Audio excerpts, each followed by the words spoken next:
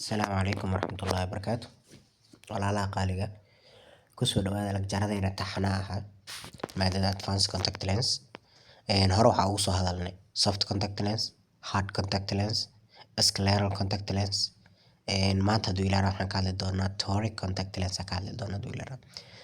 Toric general waxay ka tirsan tahay type kamid ah RGB lens way.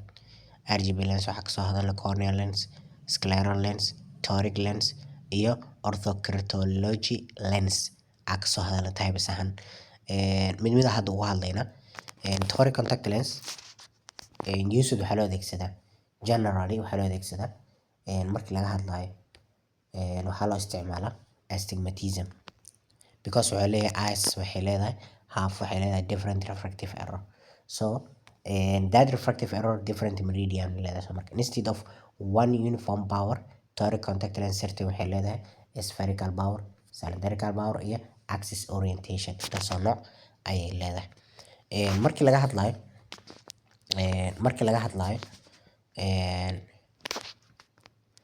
mathematical ahaan toric waxay leedahay two principal meridian ay leedahay. Weerkaasoo flat meridian power iyo steep meridian power labadaas nooc ayay leedahay. If waxaa leeyahay the lens rotate in cylindrical correction become waxay noqonaysaa inaccurate. Even waxaa leeyahay small rotation reduce waxay sameysaa visual quality. maadaama astigmatismka mar walba lagu saxo cylindrical correction and cylindrical correction kan mar walba u baahan yahay axis orientation correction. So marka waxaa leeyahay every 10 degree of rotation it can cause wuxuu sababi karaa 1/3 cylindrical correction. So 30 rotation waxaa leeyahay almost total lensing. And this is the wide rotation steps almost a set of the corneal lens design. Advantages ahaan markii laga hadlayo intaana nooc ayay leedahay horta. Stabilization systemka advanced stabilization system. Stabilization markii laga hadlayo systemka intaana nooc ayay leedahay. 3 nooc 4 nooc ay leedahay. Laakiin nooc kamid ah ka hadlayna haduu ilaahay. Mid ugu horeysa waxaa loo yaqaanaa pre-plastic method ayaa loo yaqaanaa ama pre-plastic system. Waxaa waaye inferior lensiga inuu yahay thicker inuu adag yahay. Use waxaa loo adeegsadaa graft and lead interaction. maxaa advantage leedahay markii pre-plastic laga hadlayo systemkan? Waxaa leeyahay good orientation stabilization way commonly in adult older toric design way. Second markii laga hadlayo increase inferior thicknesska reduce waxay sameysaa oxygen transmission. Sidoo kale possible discomfortable way. Dynamic stabilization waa thin zone way. Thin zone kaas waxaa waa inferior superior zone interaction with eyelid during the blink. And advantages markii laga hadlayo better oxygen transmission way, thinner lens way, sidoo kale more comfortable way. Disadvantages may be rotate way in the lower retraction patient. Modern silicone hydrogel lens commonly in use way. Disadvantages markii laga hadlayo nooc labaad waxaa loo yaqaanaa pre-plastic. Mid hore waxaa pre-plastic midkood wuxuu ahaa prismaplast oo ahaa mid labaad waxaa loo yaqaanaa pre-plastic. Pre-plastic waxaa waaye thickness waxay ka tahay peripheral. Keer waxay thickness in central kan waxaa thickness in the peripheral. While kaasoo keep ahaana optical zone thin oo ahaana hareeraha zonka opticalka waa thin way. Use waxaa loo adeegsadaa premium silicone hydrogel toric. waxaa leeyahay extend wear of design way. Nooca saddexaad waxaa loo yaqaanaa truncation waa inferior 8 way. hareeraha waxay ka tahay inferior 8 cut flat to the rest of lower lid. Now waxaa leeyahay mostly in the hysterical way.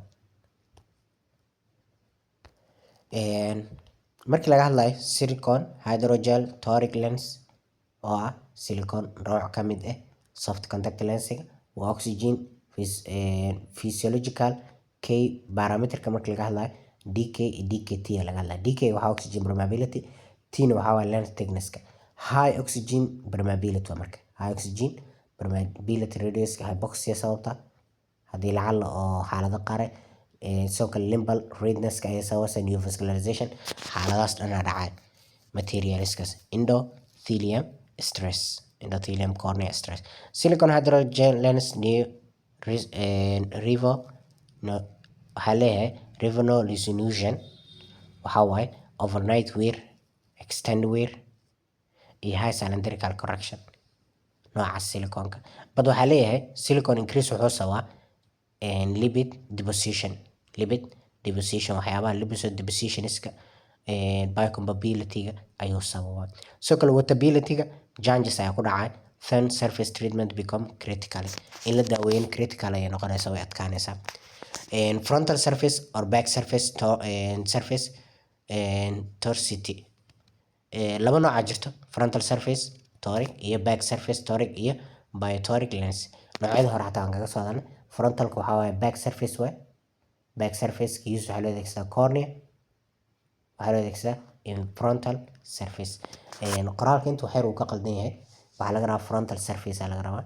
Waxaa loo adeegsadaa cornea astigmatism minimum used.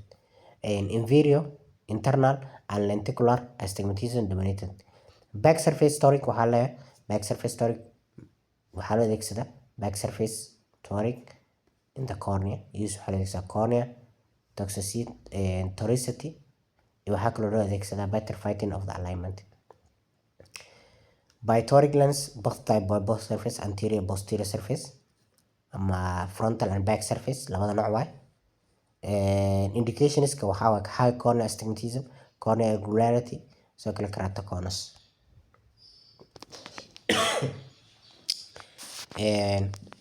Residual astigmatism nooc waxaa kasoo hadalnay corneal astigmatism iyo total astigmatism.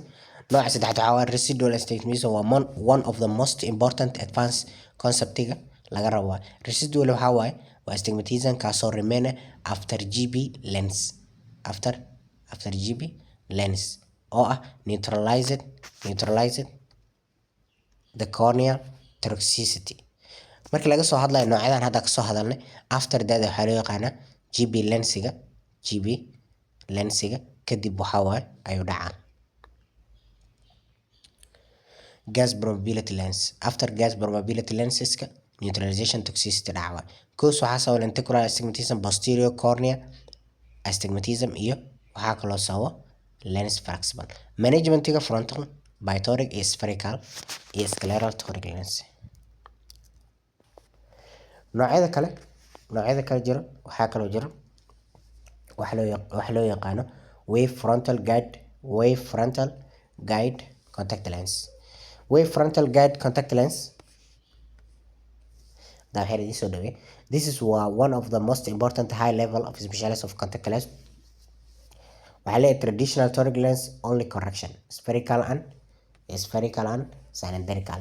Wave lens also correct waxaa lagu saxaa high order abbreviation oo ah high order abbreviation include hadday noqoto comma triploid, hadday noqoto spherical abbreviation. Especially useful waxay u tahay keratoconus, post surgical correction, irregular cornea required waxay u baahan tahay abnormality, sidoo kale experimental stabilized orientation, customized manufacturing. Intaasoo nooc waa lagu leeyahay. Toric orthokeratology waxaa modern keratology use oo ah toric peripheral curviga for astigmatism patientiga refers in geometric design reshape cornea overnight. Advantages waxaa defines in dual axis alignment, toric landing zone, sidoo kale toric peripheral curve used waxaa loo adeegsadaa myopic control, astigmatism reduction, recurrent irregular showing the toric peripheral curve. Orthokeratology move for recentration and stabilization in the astigmatism corneas. Okay, let's come to the hybrid lens. Hybrid lens compound waa RGB soft lens oo la isku daray waxaa loo yaqaanaa hybrid lens. Goalkeeda waxaa waaye GB optical oo gas probability optics plus soft contact lens convertible. Indicationskiisa waxaa waaye mild keratoconus, irregularity astigmatism, post-surgical cornea, clinical experimental variable may be keratoconus patient, report of the long-term convertible, stabilization with scleral lens, so combined with hybrid. Let's come to the advanced fitting assessment of toric lens. saddex nooc laba nooc aa loo kala qaadaa statistical assessment iyo dynamic assessment. Statistical assessmentiga waa centration, coverage in centralka la hubiyo inay lensiga central u yahay, cover inay cornea dhan cover gareynayso, orientation mark inay leedahay oo hareerihii mark inay sameynayso, limbal clearance. Dynamic assessment marka laga hadlayo waxaa waaye behavioral, social rotational recovery, push up test, lack. Social rotational recovery, high quality toric lens should be rapid recovery orientation after blink and manipulation inta badan inay ahaato. nooca ugu dambeeya Laris rule. Laris rule waxaa loo adeegsadaa use of soft toric lens over reacting adjustment test.